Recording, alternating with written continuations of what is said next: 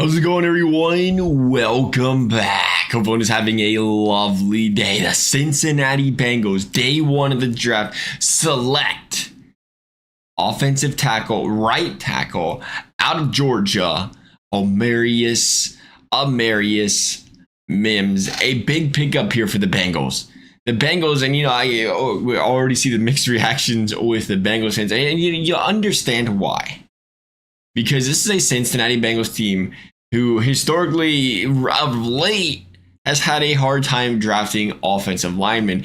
And, believe it or not, as much as they've had a hard time drafting and developing them, it's been a while since they've drafted one. 8 years, actually. 8 years, and there's a sour taste in our mouths as Bengals fans because that was a right tackle, or that was a tackle, I should say, that was drafted by the Cincinnati Bengals. Mind you, they went after Billy Price. Mind you, they went after Jonah Williams, but they drafted those guys as interior linemen. But their last time using a first round draft pick on a tackle was Cedric Ogbuehi, and I understand why. Those worries and concerns are coming back up again because it was Ogbuehi who was like, why did this guy fall to the Bengals? Why? Because he had injury problems and teams were passing up on him. But if he could stay healthy and figure out, boy, was he going to be good? And boy, did we see what happened with the injuries and the development. It never really came to fruition. And now you look at this guy, 7 games played last season, 8 games played, and you say, are we worried about the Mims injuries?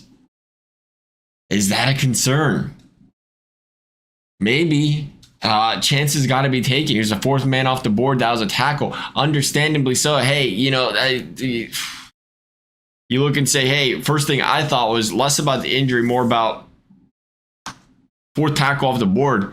He was 1 spot away from having the number 1 ranked edge rusher.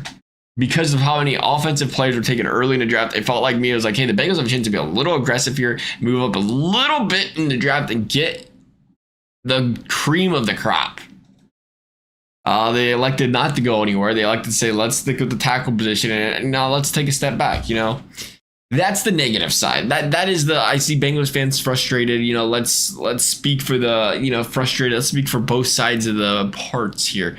The positive side, 6'8", 340. This guy can move some bodies.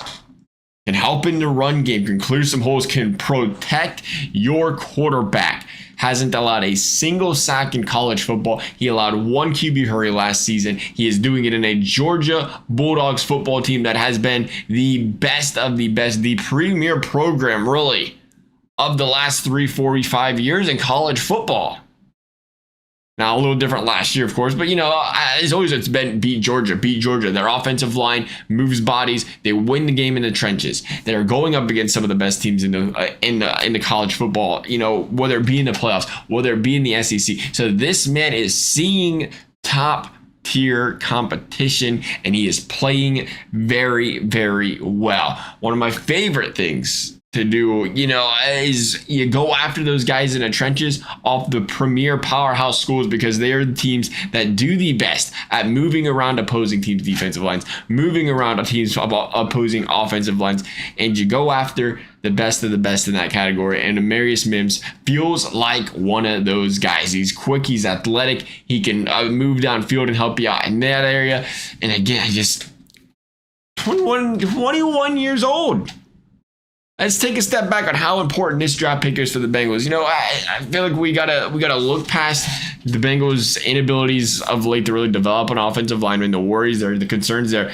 8 years, even of late, before they went offensive lineman, wide receiver Chase, Burrow, QB, Murphy, defensive end, Dax Hill, secondary. It's been a while since they've invested in the offensive line. Cordell Volson, I still think is going to be a formidable, one of those very, very key pieces to the Bengals' longevity and future because I don't think he's got a huge price tag. He was a late draft pick. I love me some Cordell Volson. You got to have guys like that on your team. Nonetheless, though, you're signing these guys out of free agency. Trent Brown, Orlando Brown Jr. There's longevity. There's not longevity though, because again, teams do not let elite offensive linemen go very, very rarely, unless again, it's like almost 25-30 million, you can't afford it. Even then, teams are finding ways to pay for it because it's such an important position. You got to draft one. You got to find a way to draft one if you want a serious offensive line. And this is a guy that's, again, 21 years old. And the reason you can look past and say, okay, maybe it was all right to go miss out on an edge rusher. Maybe it's okay to miss out on a defensive pick, is because, longevity wise, the defensive guys in their prime, they might give you 4 years. They might give you 6 years. They might give you 7. This guy can give you 12 to 15 years of starting solid above average play in the NFL if things turn out. Think about that. 12 years, 33. 15 years, 35. Lots of offensive linemen.